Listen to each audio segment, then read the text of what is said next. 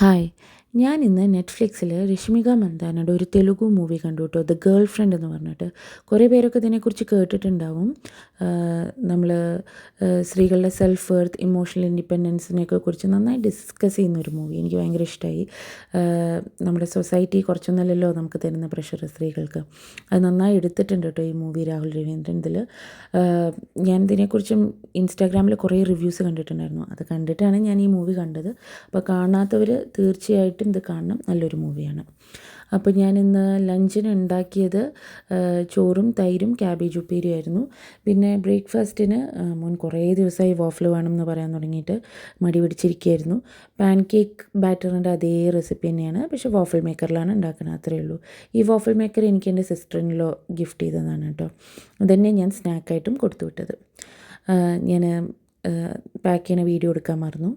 പിന്നെ രാത്രി ഞാൻ ഇന്നലത്തെ ചിക്കൻ തോരൻ്റെ തോരൻ കുറച്ച് ബാക്കി ഇരിക്കുന്നുണ്ടായിരുന്നു.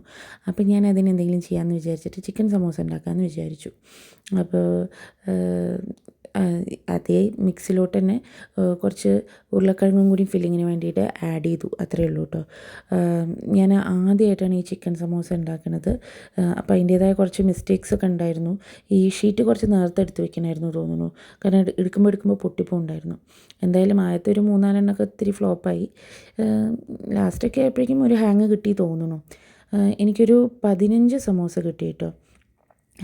എന്തായാലും ഇത് ടേസ്റ്റ് ഉണ്ടായിരുന്നു. ചിക്കൻ അധികം കഴിക്കാത്ത എൻ്റെ മോനടക്കം കഴിച്ചു. കാണുമ്പോൾ കരിഞ്ഞ പോലെ തോന്നുന്നുണ്ടെങ്കിലും കരിഞ്ഞിട്ടില്ല കേട്ടോ, നല്ല ടേസ്റ്റായിരുന്നു. പിന്നെ ഡിന്നറിന് ഉണ്ടാക്കിയത് റവ ഇഡ്ഡലിയും കൊറിയാൻഡർ കോക്കനട്ട് ചട്നിയായിരുന്നു കേട്ടോ. അപ്പോൾ ഡിന്നർ കഴിഞ്ഞ് സ്ട്രേഞ്ചർ തിങ്സിൻ്റെ സീസൺ 5 കുറച്ച് നേരം കണ്ട് ഇന്നത്തെ ദിവസം അവസാനിപ്പിച്ചു. അപ്പോൾ നാളെ കാണാം.